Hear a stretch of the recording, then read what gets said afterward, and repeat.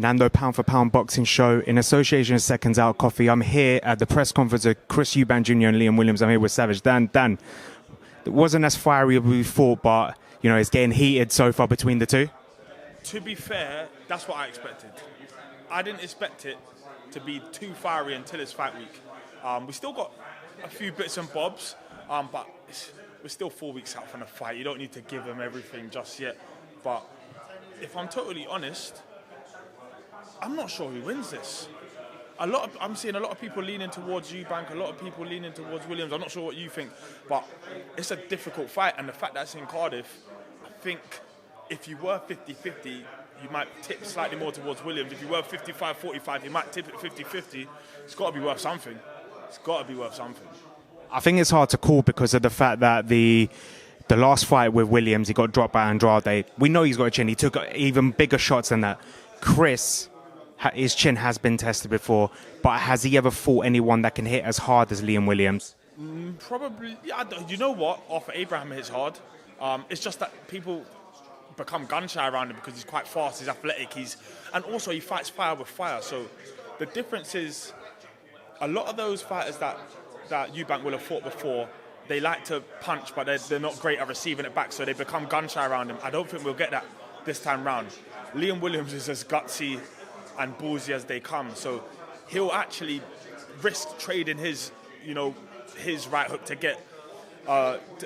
He'll risk landing his to take one. He's willing to do that. He'll go through the fire. Both got dumb chins. Both got big power. I know Eubanks is probably more accumulative power than it is one-punch power. But I don't know, man. I know fights are never fought on paper, but on paper, this fight is like sanctioned violence. I'm expecting it to go off within 20, 30 seconds. They might kind of just feel each other out, and I think once they get going, it won't stop. Are we expecting a Dilly and Chisora type of fight? No tables obviously thrown, but can we see it as fiery as that? In the build-up? In both? In the build-up, I think during fight week, when everyone's making weight and they realise they hate each other more than they realise, it will get a bit fierier. And then on the night, I do feel like it's going to be slightly more skill, and it will be a little bit more careful than White Chisora. White and Chisora is two complete maniacs, yeah? Let's just have it right. They don't care what's in front of them. They want to hurt it. I think Williams will try and be slightly cleverer and use his jab a little bit more. I reckon it won't be totally mid-range. I think it will be mid to long half the time. But it just depends on the success. Either one of them land any big shots, they'll jump on you. So, and then you jump, you'll probably get clipped yourself. It's honestly, for a viewer, this is a crazy domestic fight. It doesn't need any gassing up. It doesn't need me to go and say anything. This fight is going to go off.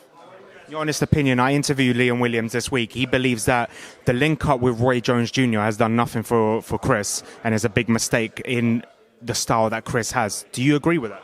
Well, we've seen slightly different styles from Chris since his link-up with Roy Jones. He's maybe trying to be a bit more patient. In none of these performances has he looked bad. He's never looked bad. When he fought Morrison, he was in total control. Yeah, he didn't get the stoppage, but when I've spoken to Roy Jones, he said that's because they wanted the rounds. And it did look as if at any point, if he wanted to put his foot down, he would. Maybe Roy Jones is teaching him a degree of patience, and, maybe that doesn't look so good on fight night for some people. But I think it will serve him better. Him having Roy Jones will probably serve him better in this fight more than the other ones. The other ones, he's been in control anyway. This is a fight where if Roy Jones has taught you anything, you'll probably need to draw for it in this fight. 100%. Question is, how did you get this over the line? It wasn't me. I didn't know. I knew when it was almost over the line, and the next thing I know it was over the line. We were supposed to have a bill in Birmingham. I thought we'd go there. Because let's have it right. It's at Motorpoint. This could do double that and maybe even triple that. It's a big fight. Obviously, you don't have long to do it. You've got 28 days or whatever it is until the fight. But you could probably get 10,000 pretty easily. We've gone pretty small, it being in Cardiff, but it's gonna be packed. It's gonna be heaving in there. It's gonna be crazy. So the atmosphere is gonna be nuts. they both kind of want to fight each other. The winner kicks on, and like within 12 months, you'd have to imagine that the winner fights for a world title, because the middleweight scene is just, there's so many moving parts. I know you can catch one of these world champions within 12 months, 100%. So it's a big fight. They both, I would say they both need it and they don't need it. You know, it's a fight that if they win it, it pushes them on. But it's a fight that is a dangerous fight. They probably didn't need to take it. It's an explosive card. Let's start with Clarissa Shields. How excited are you to get possibly the one of the greatest, if not the greatest, women's fighter of all time in UK debut? I've been waiting for this for a while because obviously I've been behind the scenes. I know what's happened and when it's close and when it's not close. But in my opinion, she is the greatest woman of all time. She's a ridiculous fighter. She's had these titles for God knows how long. And there's obviously the brewing rivalry with Savannah Marshall, which is, it has to happen. It has to happen. I'm sure that's part of the reason that she's come over here. But it's exciting to have her on the same bill. She had the UFC fight, MMA fight. Obviously, it's a completely different sport. It doesn't really matter what happens over there. So I'm pretty sure that would have almost no bearing on boxing. But it's incredible. We started just over a month ago. We shouldn't even be this far ahead. I know when momentum starts taking over, and us, it's good, man. We're being welcomed into the boxing world. Canelo next? Yeah, may as well, man. Listen, that guy. I made a joke the other day that we're gonna need Canelo to fight a Coley. I made that joke. It was a genuine joke, but I thought it was one of those jokes that could come into fruition. And then this morning, it's been mandated to fight Makabu. I've spoken to a few people here. A lot of people think he wins the fight and wins pretty comfortably. But we're talking about a 200-pound giant and someone who boils down to 200 pounds. It's not, I don't know. I think he can do it. You never write Canelo off. But what a statement that is, to go from, you fought Mayweather at 152 and to go up 50 pounds, it's a quarter of your weight. Who knows what he's going to come in as? He's going to look like 4. He's going to come in looking like 4, and he's like, it's going to be a crazy fight. I wouldn't bet against a prime Canelo though. So when the fight comes round, I'm not betting against him. But I wouldn't be surprised. We know Canelo's better than Makabu, but are you big enough to beat a fully fledged cruiserweight champion? They said that again for Kovalev as well. I didn't say that for Kovalev. No, but people, I'm saying people. I didn't. I thought Kovalev would give Canelo troubles, and he did, but those size differences are still just quite normal size differences. Whereas this is, you're fighting somebody legitimately way bigger than you. So who knows what could happen? He probably will do it. When I spoke to Coogan thinks he's going to flip and do it. I believe so as well. I've got a prediction. I want you to let me know what you think of this. People say, okay, May he'll beat Makabu and then go down to light heavyweight. I actually think he's going to go light heavyweight before that fight. He's capable of fighting every 3 months like he did this year. So I think by February he will actually go to light heavyweight. By May, June, Makabu. Maybe. I suppose it's the WBC. They'll hold his mandatory as long as they can. So he could. Obviously, he's gonna do. I mean, if he fights at light heavy, it's gonna be Bivol. I'm guessing. It doesn't matter. Joe Smith Jr. Maybe, but I think he's off the belts. I think it's just a nice one to have. He might go and get Bivol or Makabu. Who knows? Who knows? I'll probably back him in both of those fights either way, just because. Let's talk about the rest of the card. Explosive. Samuel Antwi back, defending the English title. You know how explosive he is. Got Steve Robinson as well. Another explosive night as well. Reese Edwards, another home fighter from Wales as well. How exciting is this card? No, it's a very good card. And the thing is, you've named some names there, but there's more on that card that I probably can't disclose right now. They're under embargo. Off camera, you could tell. Off camera, I'll probably tell you. But there's fighters that are going to be on there that are big brands that are developing fighters as well. It's a good card. You've got Welsh boys on there. Wasserman are probably going to have 1 or 2 on there as well. So it's going to be a very, very good night of boxing, a very good card, especially when we start adding all the pieces together and get people's opponents sorted. So at the moment, you know, obviously in the press, it's only on there that is Eubank. Williams, and then we've got Clarissa Shields against her opponent, and now we're going to start really putting together this undercard. We've got a show on Saturday that we've got to worry about. We've got 100 fights happening on Saturday, so we're busy. Got to end the year strong. Let's talk about quickly Saturday. Is Riakporhe going to do it? Is he going to get the silver title and get his shot at the WBC, whether it's Makabu or Canelo? Yeah, I think he wins and becomes mandatory as well, or whatever. I don't know what's going to happen. I don't know what's going on. We could end up, in a mad world, we could end up with Riakporhe versus Canelo. Here? Who knows? Who knows? But we could, This is how crazy things are, because Canelo seems to be able to fight at absolutely any weight. But with Riakporhe, he had 22 months out.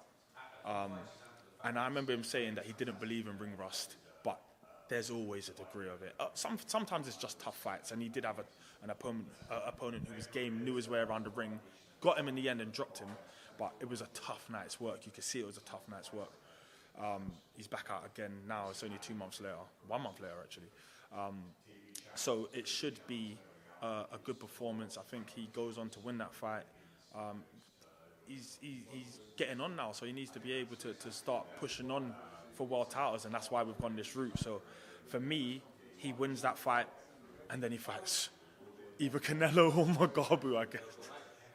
Crazy to think it. Another fight that I believe is going to be fight of the night. Josie Burton, Dan Aziz, explosive. How's that fight going to go? I don't know. That's the thing.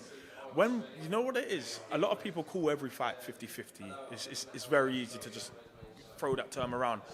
But we've actually started putting quite a few genuine 50-50s together. Even in the Newcastle show, when we had Brad Ray and the name's escaped. The name's gone.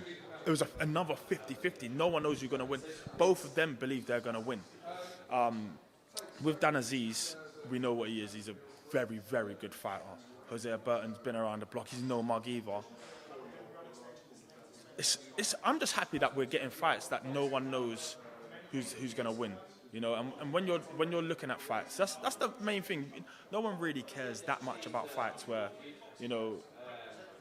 Canelo's fighting someone who we just know he's going to battle. We don't need to watch it. We want to watch fights that we're unsure about, ones that are going to bring action, ones that are going to bring an upset, if there is an upset.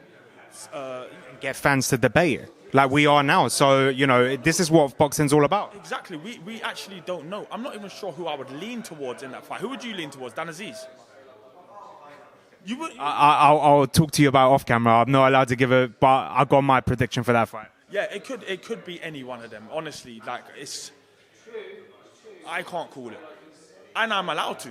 I'm actually allowed to say who I think is going to win, but I don't know who's going to win. And I've already gone in the presser and I've said that if it doesn't deliver, I'm going to eat my shoe. No, it's not going to be these shoes. No, I can't eat these. No. Or the easiest one to eat. I'm probably going to go for the easiest ones. I've got some Vans. No, the sock shoes. Balenciagas. Sock shoes. I'm going to have to eat those. But I'm pretty sure I won't disappoint. It's the same with all these fights, though. I just don't think these fights are going to disappoint. None of them. One more person, Florian Marku, we know is going to be explosive. Safe to say he will get that over the line. Any future fights you would love to see him fight on your show?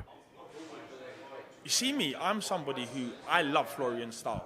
It is so difficult to deal with because you look at him and he's got like a short, big neck. You think he can't move properly. You'd think that because he looks like he should be stiff, and then he's super sharp, can throw every single shot in a book, can go southpaw and orthodox, will switch in between whenever he wants. An amazing jab as well. Brilliant power in both hands, and he's just on it. He's just on fighting. He's on smoke. He's on volts 24/7. So I think once he gets through this fight, it's time to start getting him into fights that are big domestic ones. The problem is, although he brings so many fans and he does bring, such a big following from Albania, people don't want to fight him here, and they're going to use an excuse that he's not a big name, but he is becoming a big name. He's already a big name and a big profile.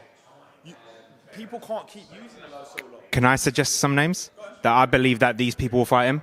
Chris Congo, Stevie McKenna.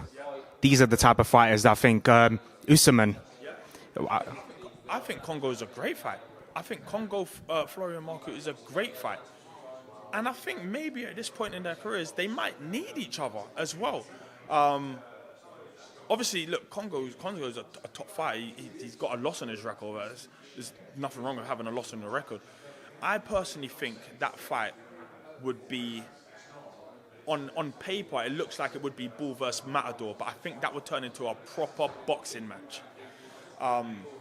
And yeah, it's hard to call these fights. Do you know how many fights I've called and I've got them wrong? I've got most of them correctly. But let's put that out there. Put that right. But I wouldn't really know what to expect when I watch that fight. I want to see those fights. You know, I'm a fan before I'm anything.